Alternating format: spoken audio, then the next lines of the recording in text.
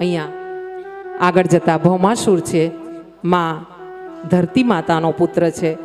અને અહીંયા વાત કરવામાં આવી છે કે ભગવાનને દૂતો દ્વારા કહેવામાં આવ્યું છે, અમુક દૂતો દ્વારા, કે ભગવાન આ જે ભૌમાસુર છે ને એ દૈત્યને ત્યાં 16,100 રાજકુમારીઓને એણે અપહરણ કર્યું છે અને અપહરણ કરીને પોતાના રાજ્યમાં પોતાની બંદી બનાવીને રાખે છે અને એમને ત્રાસ આપી રહ્યા છે. અને આમ જ્યાં સાંભળ્યું છે ભગવાને અને એમને અરજી કરવામાં આવી છે કે તમે આ 16,100ને છોડાવો.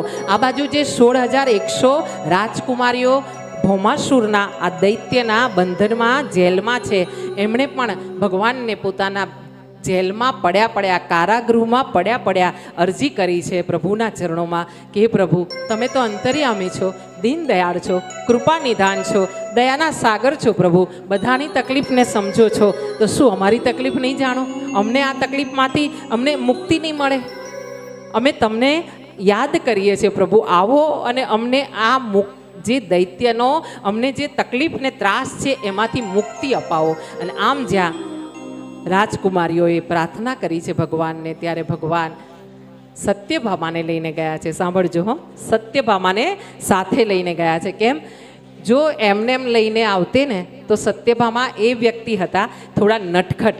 રૂક્ષ્મણી જેટલા ગંભીર, જેટલા સમજદાર હતા ને એટલા જ સત્યભામા નટખટ હતા અને ઝઘડાળુ થોડા હતા. ઘણીવાર ભગવાન સાથે રકઝક થતી સત્યભામાની. હા, અને રૂક્ષ્મણીજી સાથે એકવાર ભગવાને એવું કીધું કે તમે મારામાં શું જોયું? રૂક્ષ્મણીજીને ભગવાને એમ પૂછ્યું કે તમે મારામાં શું જોયું? તમારા તો પતિ શિશુપાલ બનવાના હતા, તમે ત્યાં જતે તો મોટા મોટા રાજ્યમાં તમને રહેવા મળતે, રાણી તરીકે તમારી બહુ મોટી કિંમત થતે, હા, મહારાણી થઈને જીવતે. અને આમ જ્યાં રૂક્ષ્મણીને કહેવામાં આવ્યું ને ત્યારે રૂક્ષ્મણીએ હસતા હસતા જવાબ આપ્યો ભગવાનને કે તમે પણ ઓછા છો થોડા, દ્વારિકાના રાજા છો, 56 કોટી યાદવના ધણી છો, મને મંજૂર છે. હા, મારે શિશુપાલ જોડે લગ્ન કરવા જ નહોતા, મેં તમને એટલે તો પત્ર લખ્યો હતો, જો તમે નહીં આવતે તો હું મરી જતે, પણ શિશુપાલ જોડે લગ્ન ના કરતે. અને આમ ત્યાં આગળ ચાલ્યા ને તે ભગવાને ફરીથી મજાક કર્યો છે રૂક્ષ્મણીજી જોડે. અને આમ કૃષ્ણ છે ને એ એવો છે કે જ્યાં ઊભો હોય ને ત્યાં બધે આનંદ આનંદ આનંદ કરે, કોઈને રડવા ના દે, કોઈને ગંભીર ના રહેવા દે. અને આમ કૃષ્ણએ પછી ફરીથી પૂછ્યું છે. શું પૂછ્યું છે? કે રૂક્ષ્મણીજી હજુ તમને મારે એક સવાલ પૂછવો છે. તો કે પૂછો ને પ્રભુ, તમે તો 1000 સવાલ પૂછો તો હું તમને જવાબ દઉં. ત્યાં ભગવાને પૂછ્યું છે તમે હજુ પણ પૂછું છું કે મારામાં શું જોયું? મારા તો માતા પિતાનું ઠેકાણું નથી, મારામાં કોઈ ગુણ નથી, અવગુણના અવગુણ ભરેલા છે, હું તો કાળિયો છું, ચોર છું. તમને ખબર તો પડી જશે કે લોકો મને ચોર કહે છે. હા, અને આમ જ્યાં રૂક્ષ્મણીને કહેવામાં આવ્યું છે ને ત્યારે રૂક્ષ્મણીએ કીધું છે કે પ્રભુ સાચી વાત છે, તમે ચોર છો, તમે ચોર છો. કેવી રીતે? તમે પ્રેમીઓના હૃદયને ચોરી લો છો, હા, ભક્તોના મનને ચોરી લો છો અને પછી પાછું નથી દેતા, તમે તમારી પાસે રાખી લો છો. તમે તો એવા ચોર છો. હા, તમે કીધું તમારા માતા પિતા નથી, હા, તમે એવું કીધું, સાચી વાત છે, તમે પ્રગટ છો, તમે અજન્મા છો, તમે તો ક્યાંય જન્મ લીધો જ નથી, હું તમને જાણું છું, તમે પરમાત્મા છો પ્રભુ. હા, પછી કીધું, તમે કીધું ને કે હું મારામાં તો ગુણ નથી, અવગુણ છે. ત્યારે કીધું પ્રભુ તમે તો ગુણોથી પર છો, રજો તમો અને સત્વ ગુણ તો તમારે ત્રણેય ગુણ તો તમે પર છો, ગુણોથી પર છો. અને એટલે તમે નિર્ગુણ છો, સગુણ નથી, ખરેખર તમે નિર્ગુણ છો.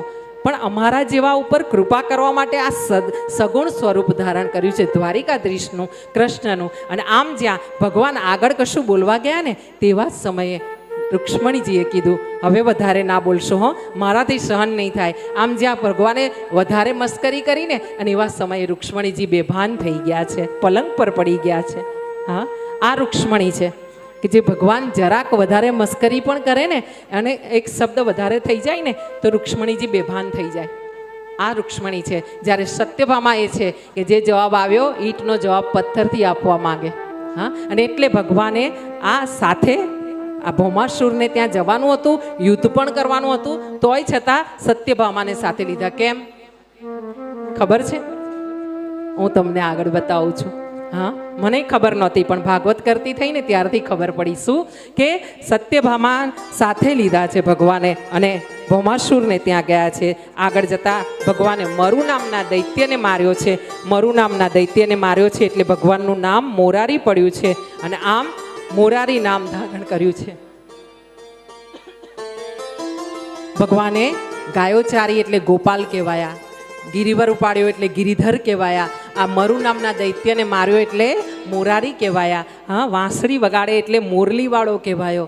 આમ એના જ્યાં જ્યાં જે ભક્તોને જે ભાવ થયા હૃદયથી એવા એવા નામ, હા, રણ છોડીને ગયો તો રણછોડ કહેવાયો. હા, એવી રીતે ભક્તોએ એને પ્રેમથી નામ આપ્યા અને પ્રેમે આપેલા નામને ભગવાને સહર્ષ સ્વીકાર્યા છે.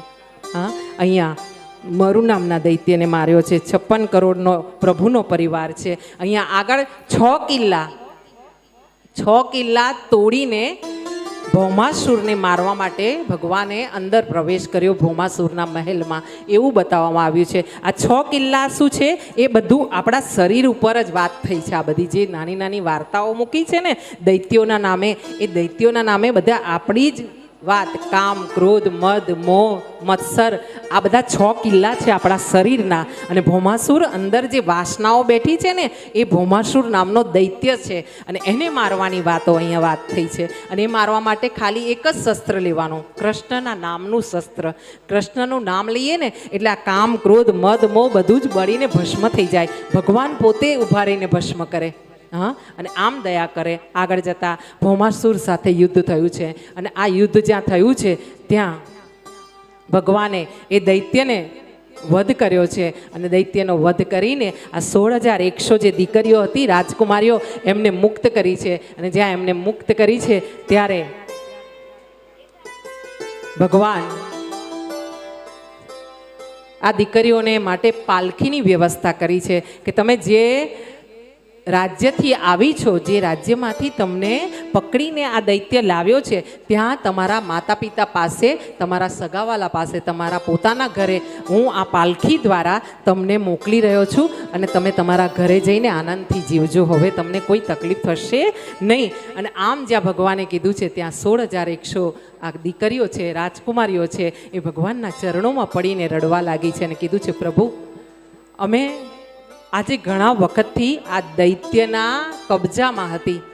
આ દુષ્ટ દૈત્ય ભૌમાસુર જે હતો એના કબજામાં અમે ઘણા વખતથી હતી અને એ વ્યક્તિ, એ દૈત્ય જે એવો હતો એ ઘણો ત્રાસ આપતો હતો અમને.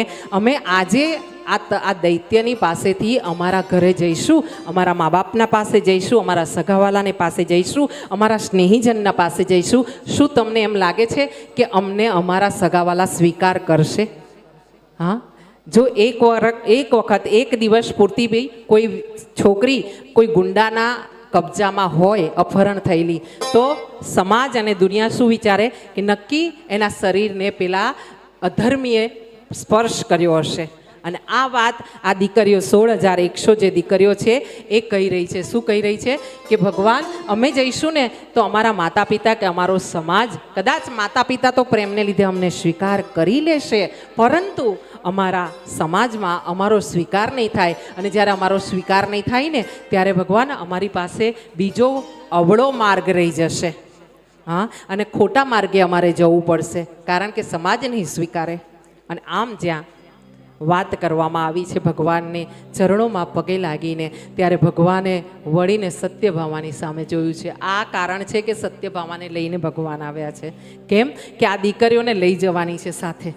હા, વહુવારું બનાવીને ભગવાન લઈ જવાના છે, એમના ઉપર દયા કરવાના છે ભગવાન. અને જો દયા કરે, અને આ બધી અષ્ટપટરાણીઓ તો છે જ. હા, દરેક વખતે રૂક્ષ્મણીજી પછીની જે પણ પટરાણી આવ્યા છે ને, રૂક્ષ્મણીજીએ હોંશે હોંશે દોડીને આરતીથી થાળ ઉતારીને આરતી કરીને એની બહેન સમજીને, નાની બહેન સમજીને નાની પટરાણીઓને અંદર લીધી છે, ઘરમાં લીધી છે, સ્વાગત કર્યું છે હોંશે હોંશે રૂક્ષ્મણીજીએ.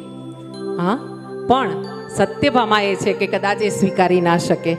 બીજી કોઈ વ્યક્તિને કૃષ્ણના જીવનમાં રાણી તરીકે ના સ્વીકારી શકે. અને એના માટે ભગવાન સત્યભામાને લઈ આવ્યા છે. આ દીકરીઓએ કીધું કે અમને સમાજ નહીં સ્વીકારે, ત્યારે ભગવાને વળીને સત્યભામાની તરફ જોયું છે. જુઓ, ભગવાને શું કીધું?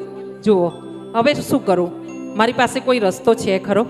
હવે તમે જ કહો, સત્યા તમે કે એમ મારે કરવું પડશે, તમે જે કહેશો એ હું કરીશ. અને આમ સત્યભામાને વાતમાં લેવામાં આવ્યા છે. સત્યભામા હસ્યા છે ને કીધું છે, પ્રભુ દયા કરો, એમનો હાથ પકડી લો, ચાલો આપણે દ્વારિકા લઈ ચાલો. હા, અને આમ 16,100 જે રાજકુમારીઓ હતી કારાગૃહમાં, એમને છોડાવીને ભગવાને કૃપા કરીને, વિચાર કરો એવો કયો વ્યક્તિ છે કે જે વર્ષો સુધી કારાગૃહમાં દૈત્યની સાથે રહેલી દીકરીઓને સ્વીકારે. હા, અને આ વાત આપણા માટે કહેવામાં આવી છે. આ દૈત્યો એટલે આપણા અવગુણો છે, આપણામાં રહેલી ખામીઓ છે, આપણામાં રહેલી નબળાઈઓ છે.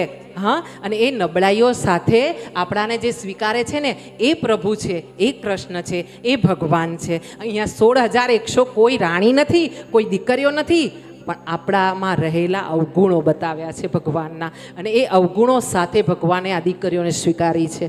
હા, ક્યાંય કૃષ્ણએ એવું નથી કીધું કે તમારામાં આ તકલીફ છે, રાણીઓને એવું ક્યાંય કીધું નથી કે તમારામાં આ અવગુણ છે. હા, આ કૃષ્ણ છે. એટલે વારે વારે કહું છું કે નામ લેજો, નામ લેજો અને ભગવાનની શરણે જજો. અને હું તો કહું છું, બધાથી વધારે કહું ને એક શબ્દ મારા હૃદયનો, તો ભગવાન નામ જ કૃષ્ણનો છે. ભગવાન એમ બોલાય એટલે સમજવાનું કૃષ્ણ.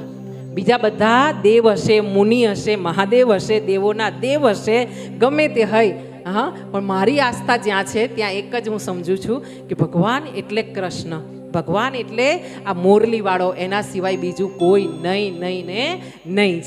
બોલી કૃષ્ણ કનૈયા લાલ કી જય, અપને અપને માત પિતા કી જય.